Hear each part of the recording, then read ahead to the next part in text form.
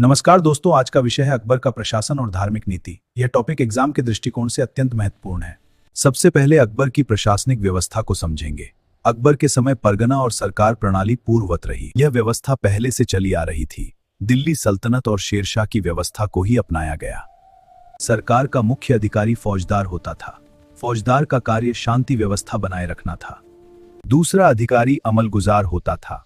अमलगुजार भू राजस्व निर्धारण और वसूली करता था। साथ ही खेती की जोतों पर निगरानी रखता था। अकबर ने भूमि को 3 भागों में बांटा।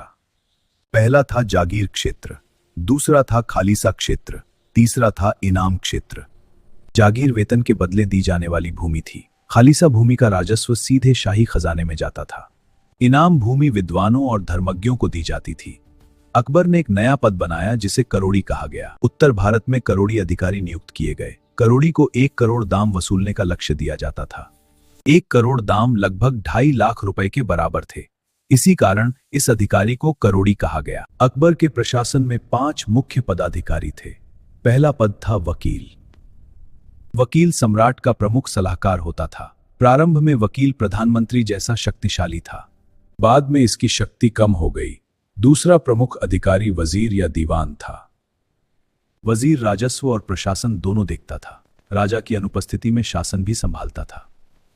दीवान आला वित्त मंत्री कहलाता था। अकबर का प्रसिद्ध दीवान था राजा टोडरमल। दीवान खालिसा शाही भूमि की देखभाल करता था। दीवान तन कर्मचारियों के वेतन और जागीर देखता था। मुस्तफी आय व्यय का लेखा रखता था। वाक्यानवीस शाही दस्तावेज सुरक्षित रखता था।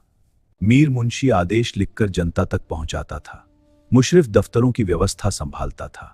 तीसरा प्रमुख अधिकारी सदर था। यह धार्मिक विभाग का प्रमुख था। चौथा अधिकारी मीर बख्शी था। मीर बख्शी सेना का प्रमुख होता था।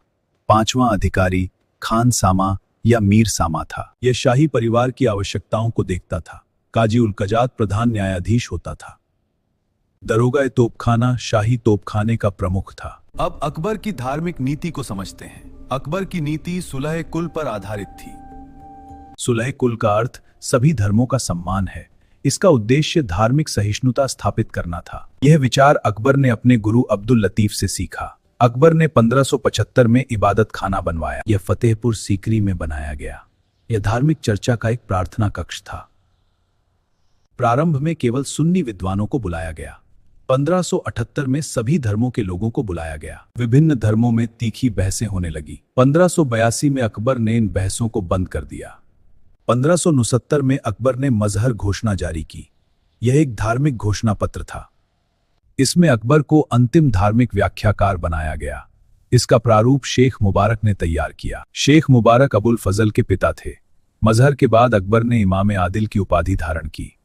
इतिहासकार विंसेंट स्मिथ ने इसे अचूक आज्ञापत्र कहा।